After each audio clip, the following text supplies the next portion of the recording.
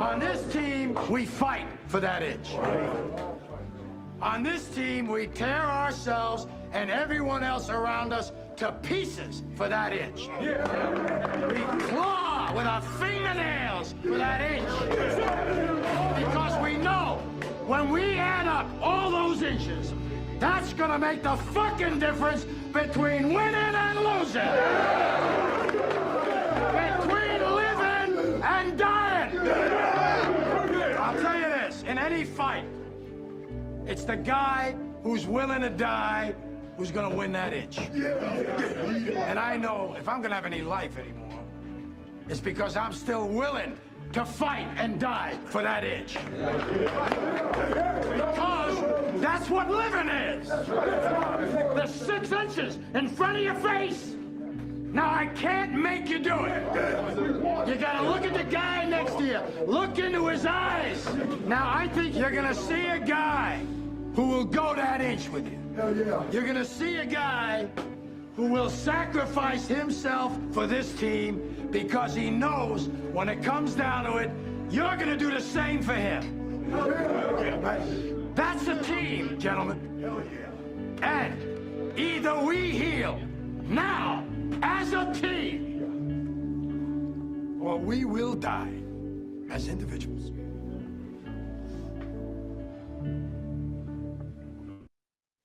Good evening, Packer fans worldwide, and welcome to Two Dads and a Chaz podcast, the Green Bay Packer pod with the Dad Bod.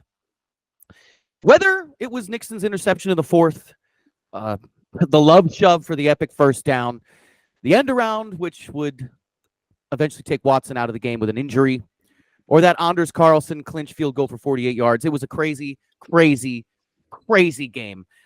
Super Bowl caliber game for the Green Bay Packers against the Kansas City Chiefs. I mean, we had that crazy shit show of a ref showing in the final 2 minutes of gameplay. And in the end, I think the key to our success was offensive misdirection. We were able to keep them on their toes the entire game. And let's not forget, they never held the lead the entire game. The number one supposed NFL team. Think about that for a minute. Think about where we were 3 weeks ago and where we are today. 4 drives, 4 scores. The Packers with 2 touchdowns and the Chiefs with just 2 field goals in the first half. Who would have believed you if you had said that 3 weeks ago, last month? Nobody. And nobody talks more shit about the Packers than these 4 guys here and some of our guests, that's for sure. But we can take away a hell of a Gridiron Gang fucking moment this week. At the start of last podcast, we showed a video about the 3 wins being a winning streak. So at this point, it can't just be luck. We're here to compete and be respected. And anyone who is thinking of writing off the Packers better think twice. So if you got cheese in your veins, beer on your breath, and Packers in your heart, ladies and gentlemen, welcome to Two Dads and a Chaz podcast. 2 dads and a Chaz, putting trophies on the wall. 2 dads and a Chaz is talking Green Bay Packers football. Not exactly qualified, but answers the call. 2 dads and a Chaz, talking Green Bay Packers football. We gonna break it all down, probably leave out some facts. We gonna make some statements that we'll likely regret. Mostly gossip and rumors made straight off the top. So crank up the air condition, cause it's bound to get hot. 2 dads and a Chaz, you know we live it and we live it right. 2 dads and a Chaz, we gonna break down football for you tonight. Besides them rings and putting trophies on the wall. Trophies, y'all. 2 dads and a Chaz is talking Green Bay Packers football. Yeah, we talking Green Bay Packers football. Oh my God, guys.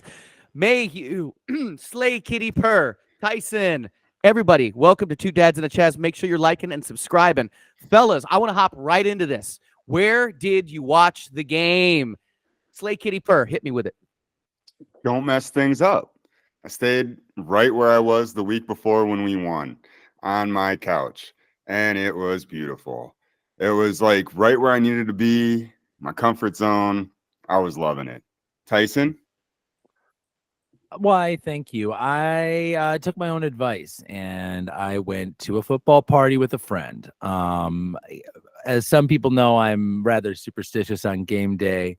Like Ty, I like to keep track of what's working and what is not, and try my best to contribute to making sure that we get the right outcome. That being said, you got to take chances and you got to believe, and that's really what this week was all about. And I went to a dear friend's house who hosted me, and I had a great time. He has 3 daughters that are all under the age of 10. And yeah, this Taylor Swift thing is out of hand. It's officially out of hand. I didn't realize it was as irritating as it is, and it is ruining football. I didn't know that this was a problem. In his house, it is. I have boys who are unaware of the Swift situation. But regardless of that, it was a really, really rewarding game, and I'm glad I threw my heart out there. I'm glad you did too, buddy. Mayhew, any news on where you watched the game? Anything good? Was it at least a good experience? Where were you at? Well, gentlemen, I was fortunate enough to go straight to the only church I've ever really belonged to, and that's the Church of Lambeau Field. Hello.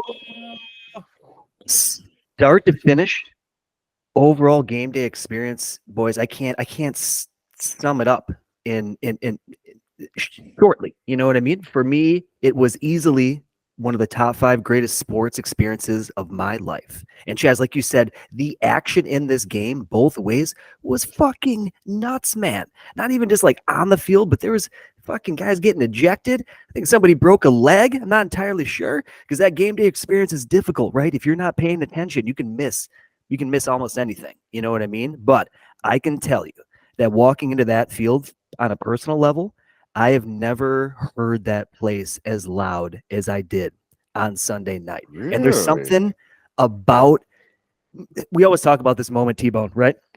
When you first walk through that tunnel and you get that first glimpse of the fucking grass and the lights are shimmering off the helmet, and up top there was like swirling snowstorms, but not enough to like, impact the game. They're lighting off fireworks. Like, dude, the energy was a fucking 11 out of 10. And I was like proud of everybody I was standing around at this game. And I'm ecstatic to break this whole thing down with you.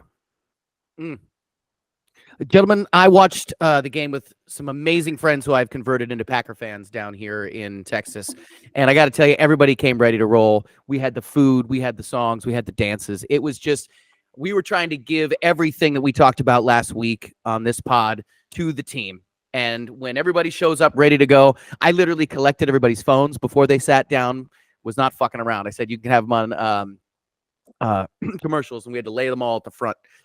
There were some hiccups. We did have a little bit of a power issue in the I believe it was the 3rd quarter, but all in all, an amazing experience all around. But just nail biting for sure. Gentlemen, as we move into talking about offense, defense, special teams, all that stuff, I want to also keep everybody's eye on the fact, because this is a huge deal for us just to even be where we are right now, especially when this was us. Literally 3 weeks ago, we had a 9% chance of making the playoffs. And look at where the fuck we are now. That is insane. That's not just chance. That is time, effort from the fans, from the coaches, from everybody. Tyson, you know this better than anybody. The energy of a fan base can be what makes or breaks the win. How do you feel the Packers have been able to get where they are today? Yeah, guys, it's like you're trying to lasso a dog or something, and you got one shot at it, right, Chaz? You know what I'm talking about. Oh, yeah. Yep. You don't, and most of the time you're going to miss, but when you grab a hold of that Rottweiler and you go for a ride, if you hold on to the rope, there's some memories to be made. Am I right, Chaz? So boy. Oh yeah, no, but really, I just think that it's our time. It's this team, this franchise, the energy behind the Packers is what football is all about, and the ball can get passed around to different people and different players and different special moments, but the reality is that it'll always come back to the Green Bay Packers. We're a one of a kind situation in all professional sports, and to be the leader of the head of this operation, which is what the quarterback ends up being, kind of the CEO in a lot of ways, is beyond an honor. And it's honestly a burden. It's a lot of pressure. And the big question, we had so many for Mr. Jordan Love and our good friend Matt LaFleur, is how are we going to develop these young players? And really, I didn't believe that we could handle the pressure. I thought we could get better. I didn't know we could manage major pressure and move energy around to that level. But stuff's going down, guys. Something's happening here. And you can't deny that everything feels a lot different. We have a major identity right now, and it's an identity of one of the hottest teams in the NFL. And a team that I don't think anyone wants to play. And that, you're right, a 3-week swing from us talking about the NFL draft to here, where everybody's on board with the Pack, the national media, everybody's like, well, I don't know if you guys heard, but I just think that the Green Bay Packers, you might want to keep an eye on them. Like that's just it's our time. Yep. And they're catching up. They're catching up with what we've been saying all along. This is a good team that was playing poorly as opposed to a bad team, But my question is, Chaz, originally you asked about the fan base. Mm-hmm. And I'd like to ask Mayhew, because I felt like this was a sell your tickets game. How'd the Packers fans turn up? It looked like one thing on the TV, but when you're there, what was the Chiefs' presence like? Was this like once in a lifetime Kansas City person stuck in Wisconsin going all out, or did the Packer fans actually like you were impressed by the noise, but how about the turnout? That's a great question, Ty.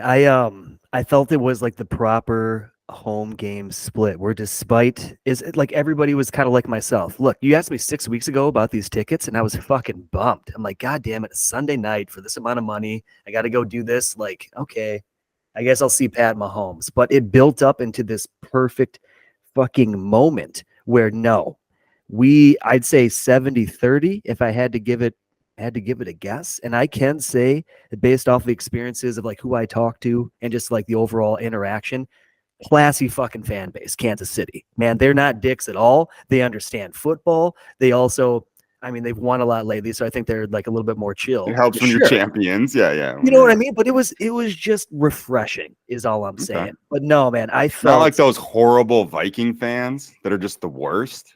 Well, I'm curious, what did it look like on TV? Was it, you guys feel there was some red? See, the red stands out against the green and the green and gold. So like the red was like boom, but it was nowhere near like I've seen visiting squads previously. We've seen some games where Milwaukee night happens or these other things, and we get outmatched in these primetime events. It looked like the Packer fans showed up. It looked like the Packer fans swallowed up those tickets and were more eager than every person from Missouri who's been tortured by Packer Nation all this time. And I was really impressed. I thought Packer fans were treating this like it was the do or die, the watershed moment game that it could be. And that's what we witnessed. It was a watershed moment. Every once in a while, a game will come along that just changes everything. It reinforces the fact that we as fans can have confidence in this team, and we're heading in where we need to go. And the fact that we were under such a sea change this year, and it only took us 6 weeks to rebuild. Teams spend years rebuilding, and that's kind of where this pod hit it right too. Early on, we said, don't panic. It's a remodel, not a rebuild. And here we are. We just had a remodel. And now the floorboards are in, the countertops have been laid, and we're ready to host this thing. Yeah, no, it again, management of pressure, right? We weren't ready for the pressure at points in this year. Right now, we're probably managing pressure better than most teams in the NFL. And it just flipped just like that. And that's exciting. But the question, if you want to know why, and if that, I don't know if that's the question we're asking here, but maybe it is the question we should be asking, is why did everything change, between, the Chargers before the Chargers game and this moment. And I feel like there is something to like, they say perception is reality. But I also feel like there's something to perspective versus perception. And I feel like our perspective as a fan base changed. Like we came in thinking we could accept this growing process and like, we're going to have lumps, it's going to be rough, it's going to go bad.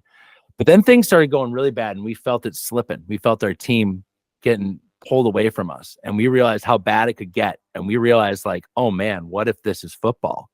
We accepted that fate. We all accepted the reality that like, this might be the end of the year and that's okay. And that's what we signed up for. Maybe we need a full rebuild. We're okay. We accepted that. I think that the exception of that took all the pressure off the team. As much as you'd think it would put it on the team, I feel like there's so much pressure we have as fans that we put on this franchise and our expectation from the Favre to Rodgers to everything in between, whether it's a backup, we expect a certain level of, success. And I think we really all believe that like, oh man, it all has changed. And we got humble. And I feel like we needed that as a franchise, as a fan base, as an energy entity of the NFL. And it set us right. I feel like it really put all of our guys on the same page. It's like a hard reset on a computer. And now everything's running in time, in rhythm, the way it was intended. Even our head coach seems like he's been rebooted. He seems like a different person altogether. And I still don't think we've played our best football yet. No, I agree. And that's the other thing. The Cowboys are out here playing their best football. The Eagles are going to be on the backslide by the time the playoffs happen. And the Packers have yet to play our best football of the season. I'm excited about this. Yeah, guys, it just feels different to me. And I hate to be like magic, but really like it is the energy of the whole team, the whole franchise. It's changed. Yep. And it doesn't feel like the ghost of Aaron Rodgers is haunting us. It feels like we're in control of our own destiny. Mayhew, what do you got? You were there. I got to know it. Am I crazy? Was there that energy? Oh, there was energy. There was energy. I think I want to take a step back because what we're talking about here is, at least for some of us, like, hey, we called it. It was this. It was that. I can personally say I went to like a darker spot where I thought reality is that everything was like broken. Like I didn't believe in the coach. I didn't believe in the GM. I didn't even think like Jordan Love was like the answer, It was remember like the yay nay conversation. Everybody went fucking nay. I tried to go gray, Tyson, but you forced me, and I fucking said it. I said it, and now, God, it's such like a week by week league. We're so overly critical that I think after seeing it up close, the amount of respect I now have for one, absolutely Jordan Love, and two, Matt LaFleur, I'm fucking beaming. I was way off. Holy shit, was I off. Matt was dealing with, in retrospect, and we've touched on this, but man, the amount of youth, and it's like you can tell them what to do. You can put them in the best positions, but if the motherfuckers don't run the right play, like you're done, And Jordan, this guy has sat on the bench for 3 years, gone through the same turmoil of being that next in line while another Hall of Fame cornerback, gets traded, however you want to feel about it, kept his mouth shut. You give him a bunch of rookie wide receivers, keeps his mouth shut, finds a way to make it work when nobody fucking believed. Nobody. And now, Tyson, like you said, the media, they fucking love him. They love him, right? It's all about what's hot right now, But that guy kept his fucking head down and just did the dirty work, built up relationships with the receivers, his tight ends. The offensive line believes in him now, and I believe in Matt LaFleur. And I'll tell you right, okay, the first opening drive of this game, gentlemen, was when it all became reality for us. Like my buddy and I were sitting next to each other, like, okay, as long as we just like come out, it doesn't got to be hot, just get a couple of first downs, and all of a sudden you see play after play, grinding, like the dirty, dirty football way. And all of a sudden we get down inside that red zone. We're kind of looking at each other, touchdown to Kraft. And we're talking, I'm looking at the clock the Sims. entire time. Sims. Half of the first quarter, just gone. Keeping Patrick Mahomes on the sidelines, playing Packer football. And that was what I was worried about. I thought we lost our identity. No, gentlemen, our identity is not only alive and well, it is rebooted. Stealing that one from you, Tyson. It's a reboot, bro. Yeah, it is. It is exciting to see. Also, what you didn't see is on the broadcast is the constant shots to Mahomes and Kelsey, and they were visibly shook. It felt like by their second series, it looked like they were frustrated. Also, our defense, for as shitty of a game at moments we played, with our 3 high, the way that we played it, we were frustrating Kelsey. I mean, we always had somebody on him, and he was not able to be the difference in this game. And you could tell that and they kept shooting to him because they were expecting this to be a Taylor Swift fucking video. And she was probably looking sourpuss up there. They only showed her one time. And then they just kept showing Kelsey and his sad face. And it looked like someone kicked his dog. Like, these guys got punched in the fucking dick. Yes. Look how easy it is. Yeah, from start to finish. And that's where I'm like, oh, I'm sorry. Don't get me going about this. But like, it looked fucking good. We looked fucking good. You know what looked good? You know what looked good to me was, for the first time in a long time, I felt like Lambeau Field was actually our advantage again. The Chiefs were unprepared for the fact that it hurts more when it's cold. Hell yeah. Everything is harder when it's cold. And it sucks when it's cold. And we were the team that showed up, no sleeves on, pumped up, jacked up, ready to hit some dudes. And every time they bumped an ankle or a knee or it was another, like, well, all right, we're gonna cart this guy off.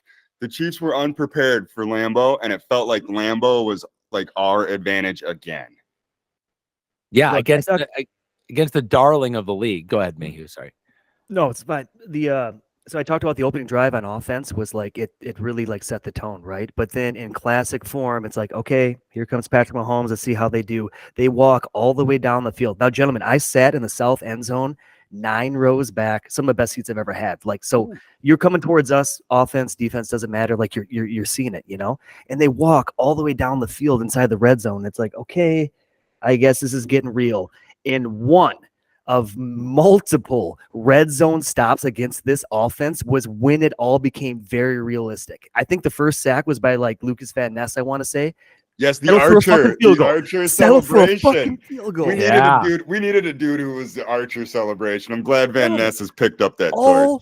3 sacks we got in this game, which is like, dude, Mahomes is a very unsackable quarterback in the red zone. When that mattered the goddamn most, we somehow found a way. And like everyone was like right in front of us. Give it to me. Give it to me.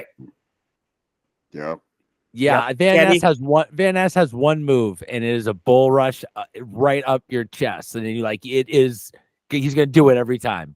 And that's what he's got right now, and it works every single time. You are moving that tackle backwards, and and he did it every single time out there, and it worked. Eventually, you get him. But gentlemen, can we look at if you're sitting behind this defense, and I was, and you're reading these jersey names, what are we talking about here? Like, I couldn't help but leave that game being like, Joe Barry, I don't know. I think I really don't like you, and I don't think you're good, but I can't fire you. Like, what am I supposed to say at this point? I thought he played a great game. I'll be honest, guys. I've watched it enough times that I've found a great appreciation for Joe Barry in this game. But go ahead. It's hard. It's hard with early on in the season because we don't have the context, and all we had to go on was last year. But I'm looking at the team rankings of these defenses, and the Packers are in the top third in points allowed per game. They're in the top third of yards allowed per game. This Packers defense is, now that we've got some context and some numbers, like these guys, they really have been producing all year. And we might have just not noticed how good this defense was. But, well, the thing was, they were always a good defense. They just weren't playing well. And then when the rest of the team is the offensive line wasn't helping with the penalties and the bad play, the poor play we saw. But it wasn't that we were a bad team. It was we were a good team playing bad. And so now we're hitting a different, we're finding good teams play well in big situations. That's what this was. Tyson? I feel like we were a restaurant with too big of a menu on defense. Like we have too many, we were trying to do too many things. We have way too many things. There's no way that they could all be good. Okay. You can't have all that shit on a menu. There's no fucking way that you could possibly have that all be fresh. There's Like no Ella's Deli. Yeah, like no that's chance. that. It went on a. You're kidding me? They went out of business. Wow, their Yeah. fucking Bible menu. You know what I mean? Like you Yeah. at a point here, you need to scale it back regardless of your talent, especially when you have one of the youngest teams mixed with like and your leadership is on defense, but they've never had a true identity other than just kind of trending. And having the flexibility to trend. And you know what? I really used to think Bill Belichick was one of the greatest coaches of all time defensively because he didn't stick to anyone's scheme. He was kind of fluid like that. So, like, if you're going to try to be like somebody, I understand. I just don't think he's good enough at coaching all of that to like all these players. Communication is clearly an issue on our team. I'm just glad that we got something figured out and something that is working. And that it seemed like we had a solid scheme against the Chiefs and we executed it, regardless of how many fucking yards we gave up to that Italian pepper guy, Pacheco. Sounds like a spicy pepper to me. But You're out of here. yeah, regardless of that guy running like a lunatic, I thought that we had a really solid, like the bend but don't break philosophy against a team like the Chiefs that really rely on late plays and holding on to the ball and getting it to Kelsey and all these crazy just get open and get to this area style of offense. How do you stop that? It's unstoppable. We fucking stopped it, dude, with 3 safeties in the entire game with Mr. Biles, Yeah. Rudy Ford, and Darnell Savage. The great Kelsey was like, I don't know what to do. They're all so good. He couldn't handle all 3. You know, Well, and those are 3 Let's fucking not- losers. Oh, sorry. 6 weeks ago. We did the same thing. We did the same thing on offense. I felt like totally simplified. I thought Matt LaFleur was channeling Jim Harbaugh. Now I hate the guy. Say what you will, but that guy can win a football game calling 5 offensive plays. Jim Harbaugh can win an NFC championship calling 5 offensive plays. And when Matt LaFleur called the same end around on the first drive, the opening drive, the back-to-back end arounds, that was like a fuck you. I'm going to do 4 plays and beat you. Kind of like that was a punch in the mouth. And I thought coming from LaFleur, that was an edge that we haven't seen in play Offensive calling from him misdirection. in a long time. And it's simplified. It was easy. Do that same play again. Like the team executed better the second time around. And the Chiefs were like, who the hell calls back-to-back fucking end arounds?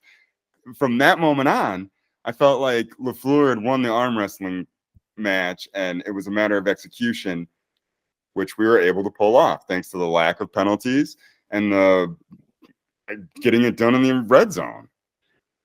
So, guys, let me ask you this, because the percentage of run versus pass offense for the Chiefs was, I don't have that number in front of me, but if they don't run the, what's that, brother? Make it up.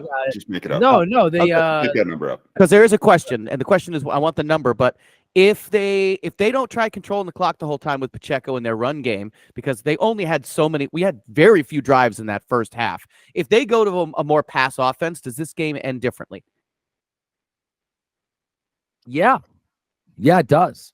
They made an educated guess, which is what most teams do, which is said, we'll run until they stop it. And then we weren't really stopping the run super well. It also did kind of play into the time getting drained off the clock a lot more, and them not having any in the end. They end up with 148 on the ground to our 129. And they outran us, but we outpassed them 253 yards to 189 yards is what they had for passing. So yeah, if you flip that around, we probably don't win the game. because it's Patrick Mahomes, and that means stuff was happening. But ultimately, we put a hurt on that motherfucker. Can we talk about that? Yeah. Hell do it. yeah. We Do took it. the Frog Prince and fucking slammed him to the fucking ground a handful of times. Also, that was a clean hit by Mr. Biles. That hell yeah. shit was legit. And Yep. he hasn't been hit like that all year. He's like, wait a minute, what the fuck? Why are you treating me like another guy? Don't you know who I am? You hear my voice and you know who I am? So it's like, dude, I was so excited to see that. Dude, we shook that team. We out physicaled that team. We brought it to them. They were not expecting to get hit over and over again. And we did it. And it was really satisfying to see us be the more physical team in a big pressure moment. Yep. It seemed like we were playing fast and hard and we were not thinking. And they were like, it felt like they were like the Aaron Rodgers era Packers. They were sitting around waiting for their quarterback to save the day. They felt like it was like, we aren't playing great, but we still got Mahomes. We got it, and we just outplayed them. And I'm just so glad we ended up winning. There's a lot of games where they win in that same scenario. Yep. I will say when he barely trotted out of bounds and was hit inbounds, like the Mahomes penalty, was when the crowd absolutely lost their fucking mind, myself included. Just being like, what? You've got to be. They kept showing the replay over and over. And the refs, the entire game, they'd like huddle for what felt like an eternity, only to come out and say like the stupidest thing you could possibly think of, They look bad. They look bad. And unfortunately, that's the national media's story on this because it doesn't match up. It doesn't make sense. Doesn't compute that they, and then they can also part B be like and Jordan Love coming up on blah blah blah blah blah. But really, it's more like the refs fucked Mahomes is kind of the Which is Oh, Can yeah, remember that one. I explain? Bullshit. Can I explain the refs fucking you? Can I explain this? I have a rock solid theory on if you get fucked by the refs. If you get fucked by the refs, it's your own damn fault for being so close in the game that the refs fucking you can turn the game. You know who doesn't give a shit about a bullshit call? The team that's up by 17 minutes with 30 seconds left in the game. If you are that close where you're crying about not getting a call, that means you've lost a long time ago. You lost way before the refs did or didn't throw that flag. So when it comes down to complaining about getting fucked by the refs, it's very simple. You've already fucked yourself by the time the refs are fucking you. Oh, that was all in front of us. And that's the thing, man. Like, I had to explain this to my brother, who's a huge Chiefs fan. And sure, they were bullshit calls, and we're gonna have to at least at some point talk about the last 2 minutes of gameplay, just because everybody else is, I guess. Have to. But at the same time, I said, look, man, yeah, it really sucks. But no matter what, there's something you cannot do, and this is not a flag related issue. It's just a player issue. You can't throw punches, man, because you can be the guy that holds somebody, but if you're the guy that reacts, you're the one that's getting a flag, man. And so, that was dumb. And good on Keyshawn Nixon for not being the first guy to throw a punch this time. Right. So, guys, I was waiting for Quay to run over and Right. just kick somebody in the dick for sure. I was hoping he was gonna do the water boy. Devontae Wyatt just kicks him in the face. Like, Couple foots him. walking in. The only reason Keyshawn didn't punch him was he was looking for something heavy to hit him with. So again, but guys, Georgia boys is at it again. in the open monologue, like they never had the lead. The closest they got was within 2 points. And what happened again? A red zone sack and kept them to a field goal. We had control of this entire game, almost from start to fucking finish. Yet again, a little bit of a foot off the gas, a little bit. We let them come back a little bit. But I can't say this enough times. Week now 3. These are not some of our starters, man. These are not guys that have been in this league a long time. We're doing this with fucking crazy rookies, roided out, crazy, foaming at the mouth rookies, and I'm loving every second of it, dude. the youthful energy is now it went from being our Achilles heel and why we can't succeed. Now it is our best advantage. It is the reason why we will succeed if we do. It is because we have that youthful energy, that blind ignorance and passion that it takes to play this game at the ultimate speed, like what Pacino was talking about. You know what I mean? Mhm. If you are not yet invested in all the other hands and people you have to feed and all the other things as a player, if you're just in this thing for the game, for the love of the fucking game and getting better, and now you're finally doing it, I mean, this is the time to catch the wave. You know, that's when you can do some pretty good surfing. And I feel like we're ready as a group to maybe ride this wave for a long time. I mean, I don't want to, it's a couple games, right? You don't want to get ahead of yourself, but this is the most complete game this coach has ever coached. This game or ever called, I should say. I was really impressed rewatching the game with the offensive series and how they rolled out. And I'm just like, if we're possible to do that in big moments, be our best on a coaching level, that shit rolls downhill. Our quarterback played his best. And then what happened? Well, our backup running back, well, he probably played his best game of the year. Our wide receiver, yeah, played his best game of the year. You know, like that's how it happens. So I don't know. And I'm looking at Jordan Love's weapons, and they're all under the age of 23. Mhm. Like Yeah. that is an amazing thing to be like when he's hitting it to Wicks, and Wicks is giving second effort and getting first downs.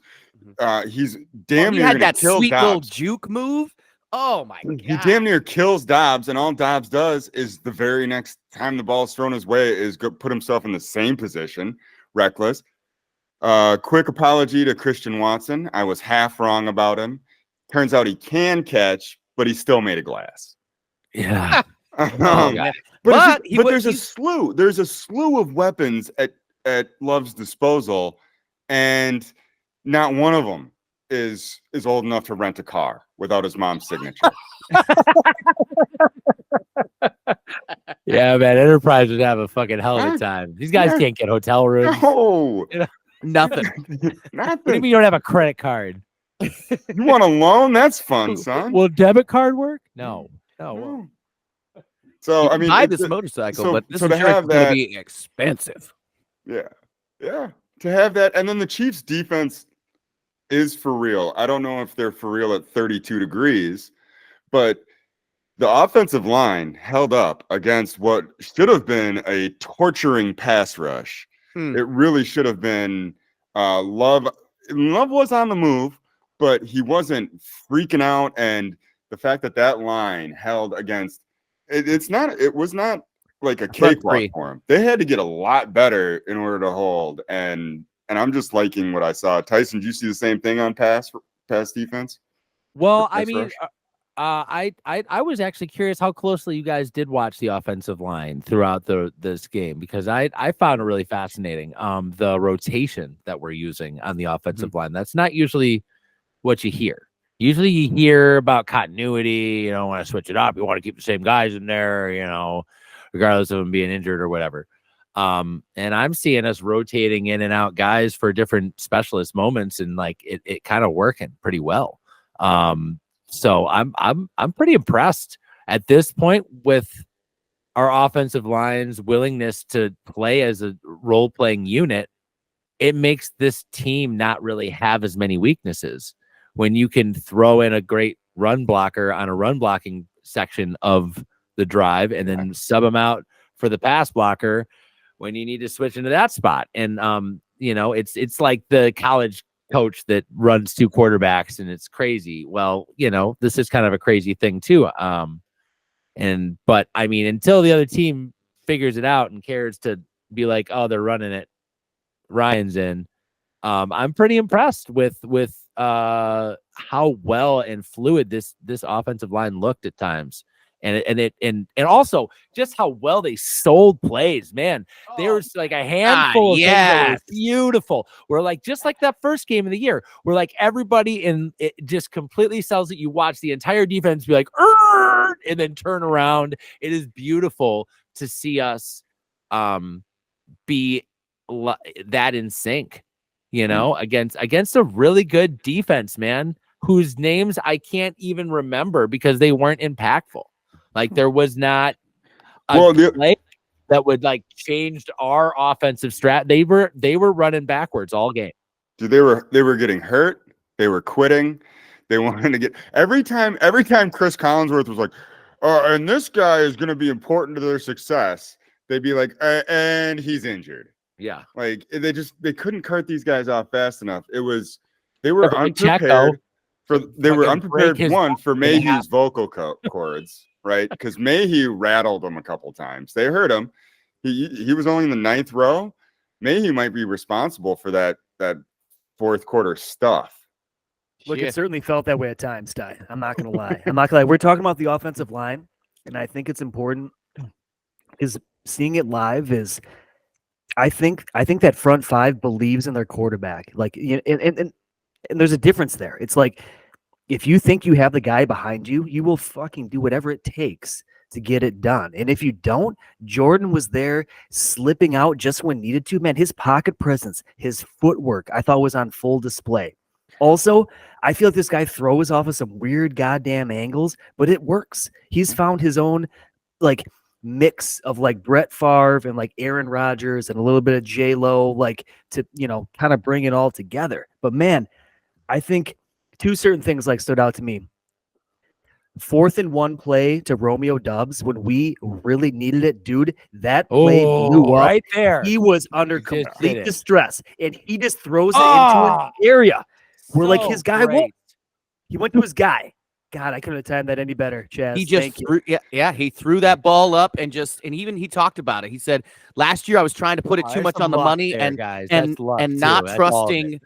not trusting my wide receivers, and like to watch him throwing up these dimes like this, Favre style and A-Rod style, where he's jumping off of both feet. He's throwing in midair. Impressive. I thought Dobbs was going to die, though. I thought his head right there was gone. I thought he was hurt, especially the way he grabbed his chest.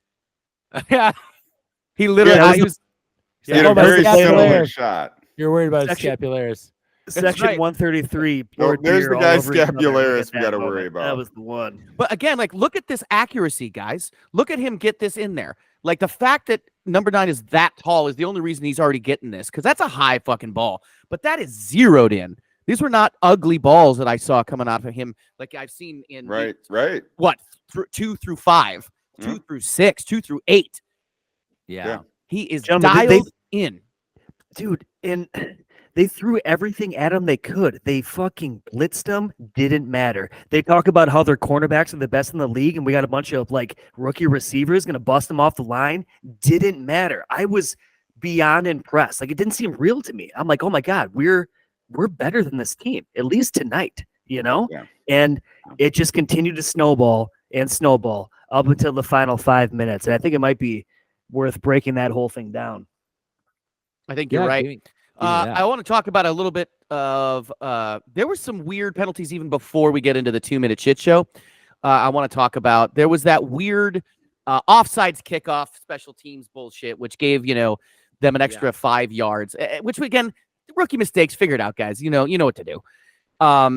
Obviously when Owens hit Mahomes, we all can, like, it is John Meerdink, and I swear I'm going to start bringing this guy up every goddamn podcast because he's just so bring him on. I will. You know what? I will start tagging him. I will start tagging him in our posts. If you're listening, John, which I know you are, please reach out. You want to come out. You want to come do a crossover event with 2D and a C. Come on by. Guys. John's too classy for us. It's okay. Go ahead. But seriously, he said it best with it. Like, it is Owen's job to stop him from getting those inches are so important. It is his job to stop whoever has that ball from getting over that yard line for that first down. It makes total sense why he's able to hit him as long as he's in bounds. So again, we all agree there's nothing weird about that. That ball strip for Ballantyne with that pick 6, of course, that got overturned. I literally was on the ground with my shirt over my head, squeezing my nipples as hard as I could in celebration. Not even kidding. And then to see, and it was a total dick punch to see Mahomes do that. Oh, but look at the flag on the play. absolute craziness. I mean, you saw that slow motion where the player was falling, and there's literally a hand in his gooch to see did he actually touch the ground. Do we think that ball got stripped? Was that a good call? Did we get that stripped? Did we not? I don't think we got it. I think that it was. I think his butt was down. I don't think he clasped both. He didn't cup both cheeks. Both cheeks. Yeah, one cheek definitely touched. And also, like, we didn't need any of those goddamn plays. So, like, I don't feel like even the 15-yarder against Mahomes, as much as it made me irate at that moment, whatever. You know what I mean? Like, I just don't feel We overcame Yes. the bullshit refs. We The all- bullshit we all refs played didn't it. matter to us because we overcame it. The Chiefs couldn't overcome the bullshit refs. That's why they're crybabies. But if we But- would have won, if they would have won on some bullshit like that, oh, you better believe I would be crying a fucking river right now. Because we outplayed those motherfuckers all game long. But Look at that's the just stat it. We didn't sheet. put ourselves in that position. We really No. we had played them tough, and we played the games that the refs presented. The refs let the corners play. They let the corners all night stick an arm around, and there were a lot of things that it's a feeling out process. So by the time you get to the fourth quarter, you kind of know what the refs are keying on and what they're not keying on. And we just took advantage of that better than our opponent, which Well, makes let's us take- smarter, not luckier. Let's take a look at that fourth quarter. Closing about 5.5 minutes. This is where shit really started to get fucking interesting for us, my friends. So this is going to be the Keyshawn interception, which look at fingertip, like, That's I just mean, so that was funny. I just oh love my that, man. lord. That You mean shit's so fucking Good enough. great. That is the best fucking pick of the year. That is Of the Guys, year. from the distance we were, like he ran the route. He recognized it immediately, turned around like he was the receiver in the Yep. crowd. Fuck. Oh, he overthrew his receiver. He was like, darn, overthrew him. And Keyshawn Nix, the receiver who was I wanted, by the way, Sky Moore. I was like, yeah, that guy's our speed out guy. That's who we want. And then our Keyshawn Nixon just like outruns him around the outside to make that fucking catch. Like, dude, the wheels on Nixon to make that play. Yeah, is that Tush Push? Deion The Sanders. love shove, The love shove. The love The shove. famous love was shove, baby. amazing, and I love that. Oh. That's like Love No, shove, I baby. really do. Come on. I said last week, and I'll say it again. This year, we're comparing Jordan Love to Aaron Rodgers and Brett Favre. Next year, we'll be comparing Jordan Love to Jalen Hurts and Patrick Mahomes. He is of this And then he caliber, pulls guys. up. He is. Yeah, He I remember is. that one. He's got just an amazing ability to put the ball where he wants. Now, it's very catchable and a little too catchable, but we saw a Jordan Love who was ready. Catchable balls again. We saw Jordan Love who was ready, and Catchable. he's hitting his second read. All right, we had a bunch of knocks on Jordan Reed or Jordan Love that seemed to be corrected like overnight, which is amazing. He's a one read guy. He was 2-3 reads into it. He was doing a quick checks. I mean, if you get technical on what Jordan Love put forth on Sunday night, he is really like That's improved. elite. Yeah, and his RPO decision making seemed natural. It Fluid. was really natural, fluid RPO decision making. And dude, the guy had fun. Like that was the number one thing Yeah, that was absolutely. feeling that like on the sidelines you could tell was rubbing off on other players around him. Is he's just around out there smiling, jumping around, having fun, and I felt like the whole team was vibing on it. Man, did that translate? Oh, it did. It did. My man completed 20 of 23 passes from clean pockets, hit 12 of 15 passes off of play action, and found 4 completions thrown over 20 or more yards, which has been a struggle, and did not even indulge in a turnover-worthy play. We are talking elite quarterback play against a top 5 defense in the NFL on Sunday Night Football, where everybody against the team that just fucking demoralized him his first game ever. Now, gentlemen, what I can say is when you're inside that stadium, if a good play happens, they like to throw that up on the board. They'll show that highlight 5 times over. if it's pass interference against us, you never see it. I didn't I don't know what's going on. Everybody's losing their minds, and I'm like, I don't know. It felt like a clean play. So Chaz, I think let's break down the final three, because for me, it was the longest 5 football minutes of my entire goddamn life, where I felt like they were just someone was trying to steal it. Like we earned it the entire way, but it was like no. Oh God! Here he's gonna Where the roll fix right. is in. He's You gonna go just started for it, thinking and then Tyson here was he right comes. last week, Oh, the here we fix go. was in. Whammo! Yeah, dude, He's in the green. It's like you can say Both of his feet are inbounds. wrestling is In the fake, but like green. those guys falling down is like for real. Like you can't fake. I don't care 15 yards. I don't give a shit. He has a bruise for 3 weeks from that play. He's going to remember us. Okay. And that's the point that I wanted to make, is that we intimidated this team. If we play them in a Super Bowl scenario, They're gonna remember. Dude, we're in their fucking head now. Like Fellas, seriously, I will tell you, everybody in that stadium, the final 5 minutes just thought we were going to lose somehow. Like that is the Pat Oh, Mahomes yeah. factor, That's how I all the way felt. down to the final 4 seconds. You guys felt it at home too. Like we were sitting Oh there my like God, I was live. sure of It's it. like, dude, it felt like it was getting peeled away like layer by layer. I'm like, come on, man, we earned this. We earned it. yeah. Like that would have gone down as like a Seahawks loss for me in like 2016. Like if for us to play that well and then lose just something like that in the final seconds of a Hail Mary play, which I know again, thank you, John, for saying it best. They're Just looking look for at Matt, calls dude. in the end zone, for something like a Hail Mary, except every single Hail Mary ever is going to have people all over each other. That's the point of a Hail Mary. It's dirty. Yeah, I don't know. I don't see that as it didn't seem like Kelsey even was upset That's about the it. one. You know what I mean? That's the one. They're going to show it again, right? This one, if I'm Oh, if he I'm a definitely Chiefs no, he fan, definitely yeah. He that was was all like over. the makeup call, right? Yeah. That's he good definitely- coverage, actually. That's I good mean, coverage. Yeah, That's but he's not- like, I'm gonna yeah, disagree. I'm Nah, gonna disagree. He like Yeah, tackles him a little before he bit. throws. In the context Oh, of, in the back a context little of the bit. game, you guys, in the context of the game, Yeah, that's piggyback. good coverage, because they let these guys do that for the other 58 minutes. that's the odd part. You're right, Ty, because you're right. When you were saying earlier, you set a tone of like how the game's going to go. And if anything, they let them play at the end. They don't usually go the other Right. direction. It felt like they put the clamps down in the last 5 minutes. All of a sudden, they were calling all kinds of things that looked like, well, that shouldn't happen to Patrick Mahomes. Well, that shouldn't happen to the Chiefs, and it was bullshit. You called But- it. We overcame the fix. You called it last week. You said the NFL wasn't going to let us win this one, and the fix was in, and the refs were going to do everything they could to prevent it. And even though the refs tried to do everything they could to prevent it, we still won, because that's overcoming. And that's why that ref looked so awkward, because he was trying to figure out how he's going to explain to his bookie what he had, how I can't make this happen. This They dance, this is are- the monkey boy dance.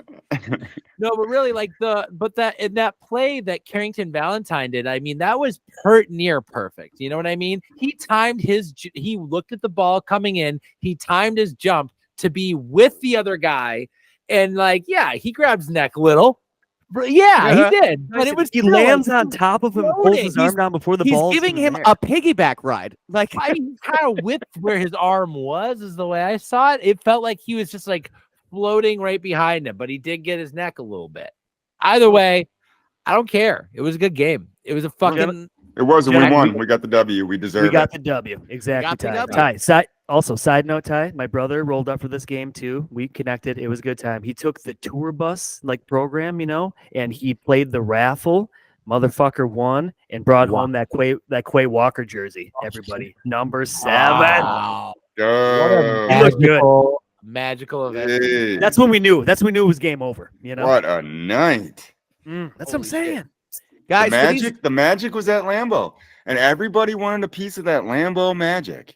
And I'm glad you got a piece of it, Mayhew. I've definitely felt a piece of that Lambeau magic from my point of view, but Boys, man, give me a cheers. Whatever it we're rolling feels on to. good. It feels good. This is a good one. Cheers. This is- Cheers. In these final 10 minutes or so, guys, I want to close up talking about the Packers before we have to go out and talk about the Giants. Mayhew, final thoughts about the Packers before we move on. This game. I think I owe a lot of sorries out to certain individuals, but I've touched on that already. And I left that stadium feeling like, no, man, we're in good hands. We're okay. The foundation is laid. I think we got the quarterback to take us into the future. And a lot of people out there too are like, yeah, well, I mean, he might be serviceable and he's not a Hall of Famer. Man, give this guy a little bit of just some leeway. It's his first year, and he seems to be figuring it out pretty quick. Okay, Matt LaFleur, I got your back. But on both cases, I got to say, boys, we're rolling up into Green Bay, my buddy and I, and billboard pops up of the just absolute most horrible picture of Jordan Love in like a blue collar T-shirt for like an insurance company that like I'm not going to name, but it's real bad. And we both start laughing. We're like, dude, is that not the worst board you've ever? And before I could get the whole word, sentence out, it's followed by Matt LaFleur by the same company with like the comb over look and like what can only be described as manicured eyebrows. And I'm like, no, I guess it gets worse than that. But I got nothing but love for this organization right now, except for Mark Murphy. I still think that guy's a bumbling moron. But boys, we're in good hands. That's all right. We're forcing that bumbling moron to retire in May. So The future is bright. That's all I'm saying. That's right. That's all I'm saying. You're in luck. As we go into the new year. So Ty, keep going, buddy. Final thoughts about this game, man, about this matchup. I mean, truly. Oh, and then pass to Ty. Yep, it's one of those moments where everything changes, and we now have a new identity. We're the underdogs. We're the counted out. We're the 2-5 that's coming at you, and we really do have a soft schedule coming up. So now the question will be like, win these easy ones? Do we blow out? We'll talk about that later on. But my last thought on the Chiefs is, if they're going to change their name from being a racist mascot, they should definitely just be the Chefs. Okay. Pretty good. I like it. Tyson, final thoughts, brother. You have Yeah, guys, Okay, I can't believe how much I wanted a game exactly like this, and then we got it. I think the timing was right. I think that this was a huge moment for us, and I am curious what we do with this much success, this much energy, with everyone's expectation now. Oh, we're gonna breeze through the rest of this year. We're good. They're pretty much in the playoffs. Like, let's slow the fuck down. It is that humbling energy and that humbling mentality that got us these last two convincing wins. And I sure hope that we can continue to build on it, because just like Coach LaFleur said, you guys are starting to believe, and that's scary, because that makes this team dangerous, very dangerous. So keep believing, America. Keep believing. Keep doing it. And don't let off the gas just because we're playing some fucking team that's supposed to be shitty like the New York Giants. We still need to good teams go out and finish strong. One of the criticisms against the Eagles this year is that they haven't blown anybody out. And I'm going, blow people out? I just want to win the games we should win. So when we have 5 cake teams coming up, and they really are cake, I'm not over exaggerating this when I say the last 5 games of the season are not only should win right here for you, but should blow out almost all of them. 4 out of 5 of these games should not be close if we are that good, if we are Super Bowl that good. So this is where we're really looking to see, are we as good as we think we are now? Because now they're paying attention. They're paying attention to us too. Well, if that's the case, then we really need to savor and live long and fill up your camel pack with all the joy and magic that was the Packers against the Chiefs, because this is the magic moment that either propels us into something better or was the high point, when we were peaking and playing really well. I would love it if we can build off of this success, stack this motherfucker up, and really become a serious contender by the end of the year, because I feel like this we're just starting to sharpen the We're an steel, 11-win know? team. We're an 11-win team that had to do a rebuild. We had to build the plane in the air. We did. We did. And now we're looking at being an 11-win team. And I don't think the Lions can win 2 more games. So it's not just a playoff fantasy here. Like, I hate that you're right about that. I think you might be right about that. here we are. We're flying, fellas. We're flying. We accomplished what nobody thought we were gonna do. And here we are. And now they're like, are the Packers for real? Yes, the Packers are for real. And look out, because we're gonna end up with a nice spot here too. So. And look, Tyson, I know you said that Matt said, hey, like we're dangerous potentially. And I don't know any team that would want to face this team currently in the playoffs, sure. But the quote that I got, I was trying to find it, can't quite, was more or less is like the moment that you think you've made it in this league is when you get punched in the mouth and fucking drop down. So I think he at the same time has this team dialed in, being like, hey, we are the underdogs. Don't lose that. Don't lose that mentality. Every week, we are going up against the world because that's what's worked. That's what's pulled us back out of this fire and made us, God damn it, an admirable team. And Stay hungry. Stay hungry, motherfucker. We got a lot of work to do, guys. I'm not saying we're the best team in the NFC right now. Those 49ers are scary.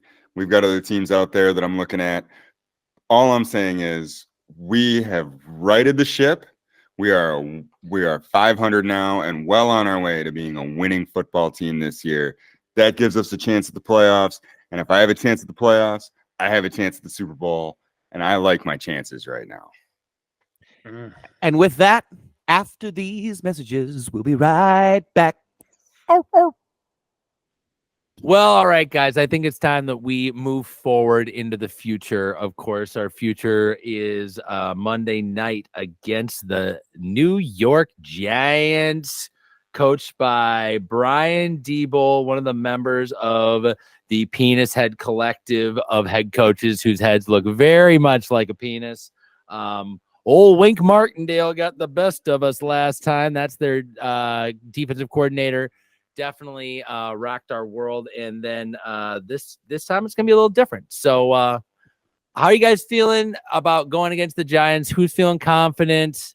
And who's feeling These Giants are terrible. The Giants are terrible. They're really fucking bad. They are so bad that their only wins this year are against the Washington Commanders, who are the worst team in the league this year.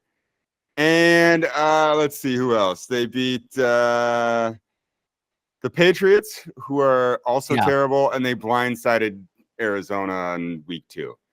I actually just watched that Patriots Giants game, and it was a suck fest. It was awful to watch. Fest. It was hard to watch. But I will say this: I learned a little bit about that team. They got Tommy DeVito. Hey, Tommy DeVito at quarterback.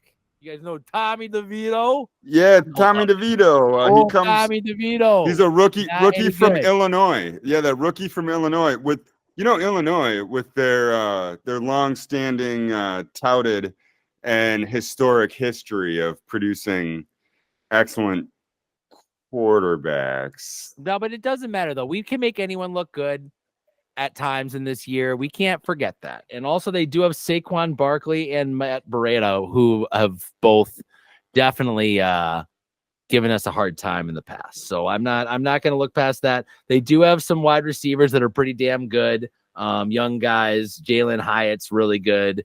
They still have Darius Slayton. They still got Lendell Robinson. So they got some guys, but it is not, they're hanging on by a thread with a backup quarterback. Third string, because Tyrod Taylor took over for Dan Jones when Dan Jones got hurt. And so he's their third choice rookie out of Illinois. Woohoo. It doesn't matter what you have for receivers. This quarterback's not going to stand a chance against the Packers pass rush. Yeah, he's definitely going to be getting we can't sleep on him. I know. It's such a trap because, you don't want to say, oh, well, the Packers coming off a big win. Easy opponent. we should slaughter these guys now that we're a newfound team. But like we all remember just 3-4 weeks ago what that feeling was when Pittsburgh just ran all over us. Right. Like, and also, let's not forget, this is the same team with a different shitty quarterback. Not that Daniel Jones is a world beater, but this team embarrassed us in London. I mean, they took our season last manhood. year. Yeah, this was the loss that was like, ouch. And I hope LaFleur continues his comeback tour of getting his revenge on people that wronged him, because this team embarrassed us. And I hope that we fucking embarrass them right back this next game. This is a young team that's going to over pursue on defense all the time, constantly. They are fast and young, but stupid. And I just feel like we have a lot of opportunities to either they can make plays on you and you also leave you wide open to make plays on them. So I feel like if we play disciplined on time, anywhere near how we played last week, I don't know how the Giants are going to be able to deal with us from defense to offense. Mayhew, I got some thoughts on the Giants, but I'm going to let you slide in here. You got thoughts on the Giants? I'll be honest, gentlemen. I so soaked up in the last week, I didn't dive too far into what was going on. But the overall, I think, just philosophy, Tyson, I couldn't agree more. It's like we can't look ahead of like the next opponent, but what we can do is know that we're gonna fucking dominate them. Okay, come in with a mentality like, yeah, we owe them some. We owe them something from last year, man. That was a heartbreaker that we saw, and it kind of demoralized our entire team and set our entire year off into a, So DeVito, guy looks real good, but I think we can handle him. And when it comes to the run game, I think it was against the Chiefs where I actually felt pretty good about it. I know Pacheco got his for like a $110, but I thought we were making plays. Our front seven felt the most solid it has in a long time. So no, I feel there's a difference between cockiness and just feeling confident. I feel confident, gentlemen, that we're going to come home with a W, and this roller coaster is going to continue on. Yeah. Yep. And as of the taping of this pod, Brian Daboll is still the coach of the New York Giants. That may change between now and Sunday. Has it already changed? No, but I wanted to say not only is he the head coach, he is the president of the Penis Head Coach Collective, which he is currently the president. Also, Vice President Todd Bowles and Robert Saleh. We got the treasurer, which is Sean McDermott, and then D'Amico Ryans, who is the timekeeper and note taker. And they take it serious, and their heads all look like penises. Yeah, and their heads look like penises, and they're all Bill Belichick disciples are fat. Bill Belichick makes some fat coaches. You guys notice this? Pettin, McDaniels. It's like Belichick's like the most important thing about coaching is ordering all of the fish all of the time.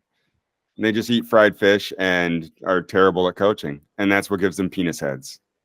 That might be it. But the Giants really are not a team to be afraid of. The question won't be we should win this. Like now we are on everybody's radar. They're looking at us like a playoff team instead of a rebuild team. I think the question is, do we smash these New York Football Giants, or do we have to scrape by on this win? I'm like the newfound confidence in me. And it's not newfound, actually. I always thought they were a good team. I just thought they weren't playing well. But now we're a good team who's playing well. We haven't played our best yet.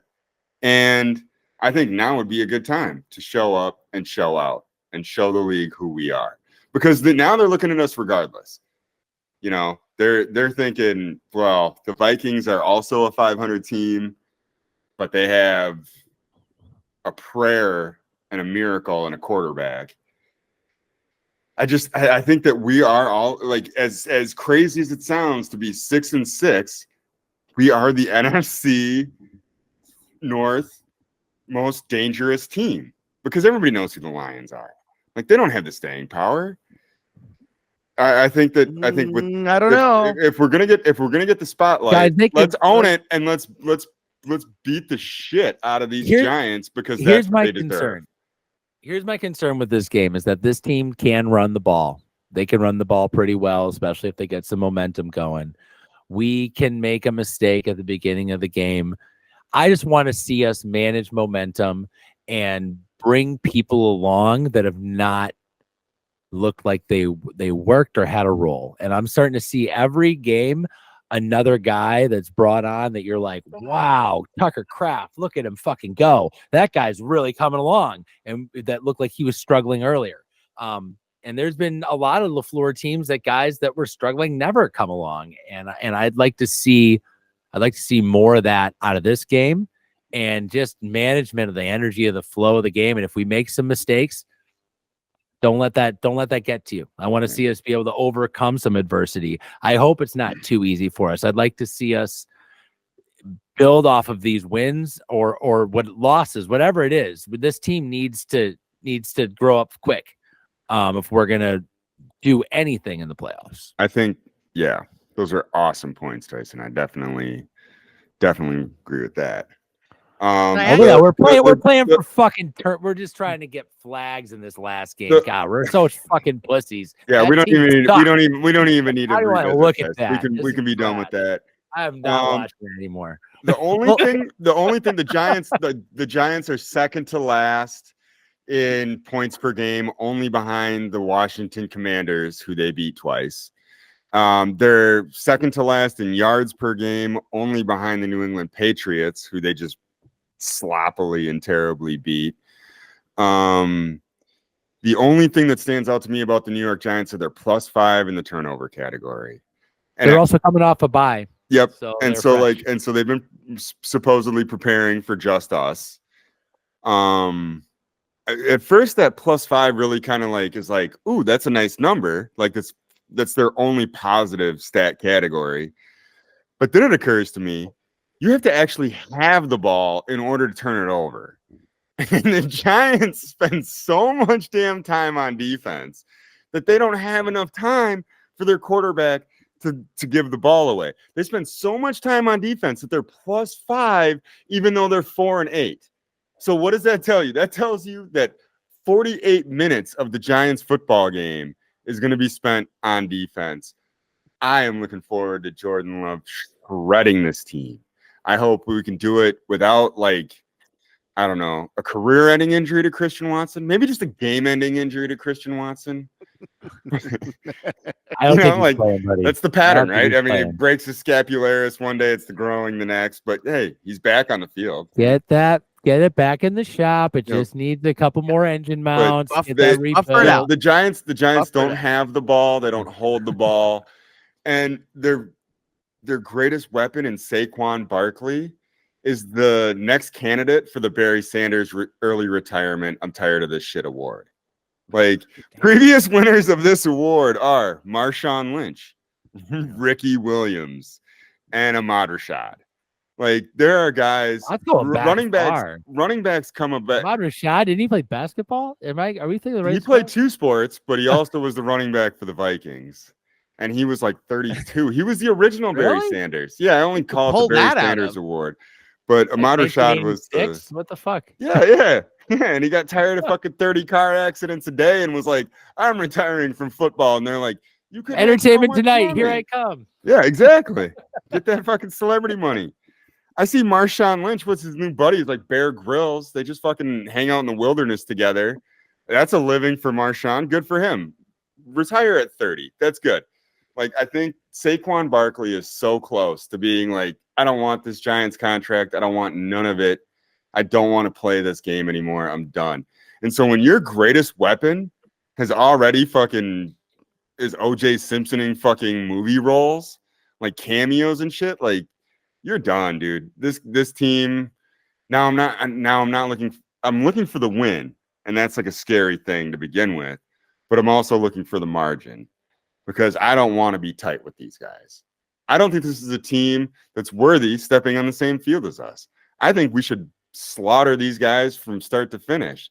And if we don't, then I'll have some more things to talk about. But right now, I think we're going to dial it up and we'll be fine. So in that, Ty, who's gonna have a big dick day, baby? Who's getting that first TD? You know, I like to call Jordan Love on the keeper, but I think that like the guy who just shows up on offense every week and does what he's supposed to do, Romeo Doubs, man. I would like to see Romeo get that first touchdown. Like, he really has just gone out there and earned every inch. We started this, every inch matters. Romeo Doubs is a player that understands that. I think that's why he's the first guy to put the ball in the end zone this week. Nice. I like that. What about you, Aaron Manhudovich? I got a feeling that Watson's not gonna be able to be in the game, and honestly, I think my favorite receiver right now is Dontavian Vicks. I'm giving that guy the first 7 points, and I'll call score right now, Chaz. We're gonna come out of this thing victorious. Sure. Just an easy 27-13.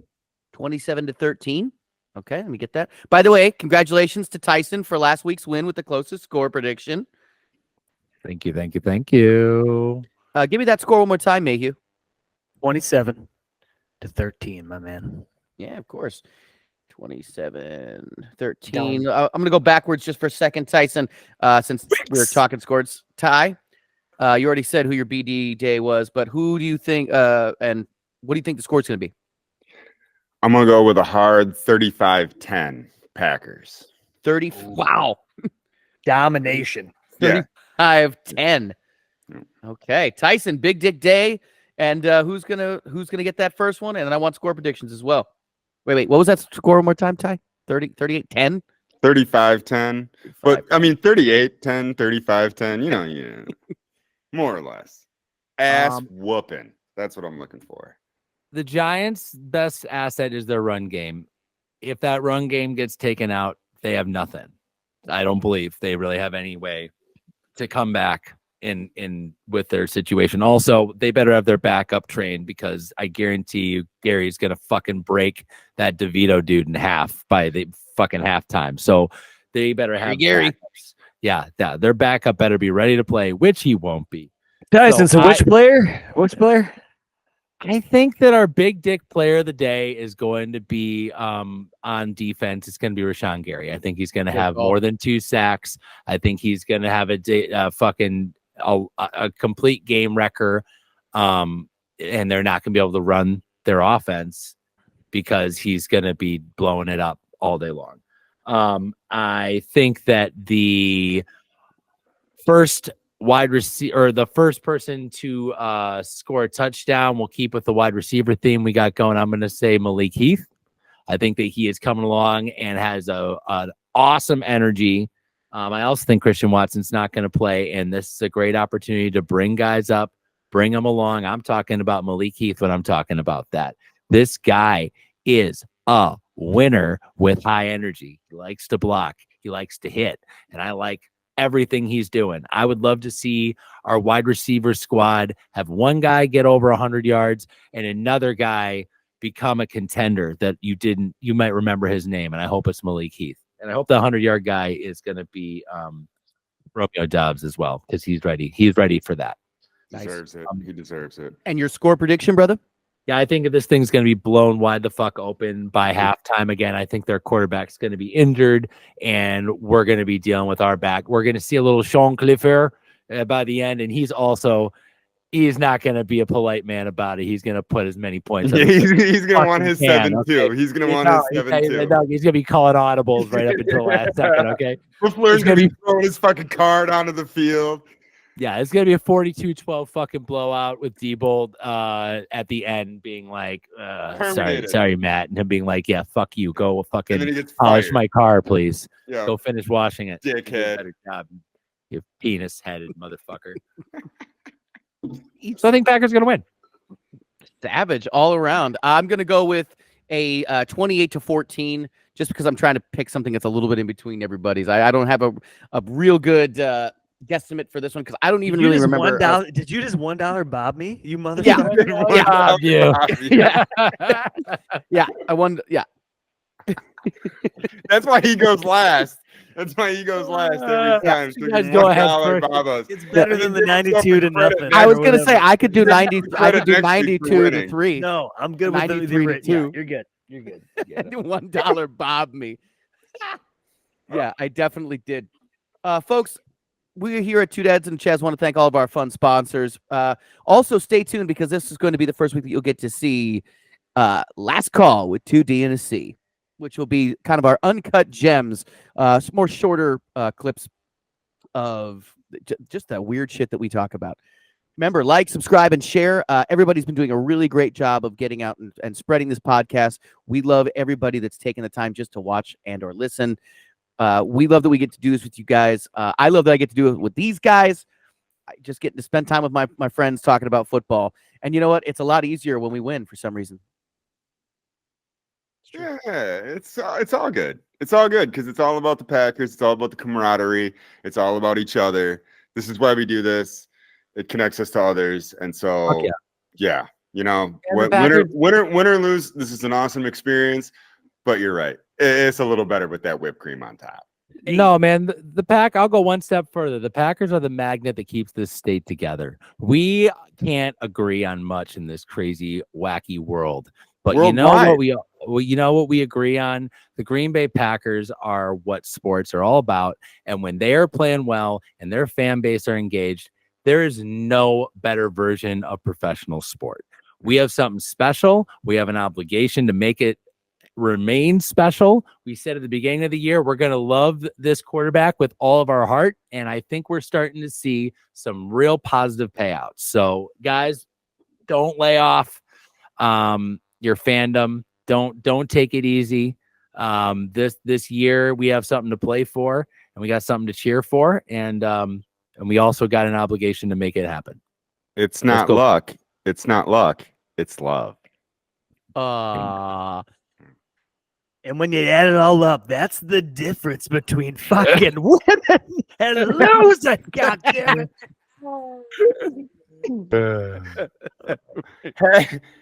We're gonna close this out with our famous hashtag.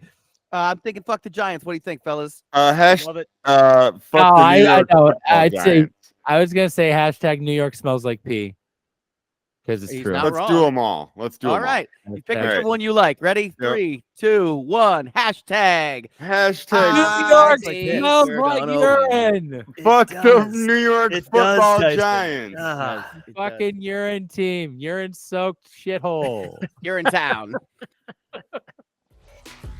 Two dads and a Chaz, putting trophies on the wall. Two dads and a Chaz is talking Green Bay Packers football. Not exactly qualified, but answers the call.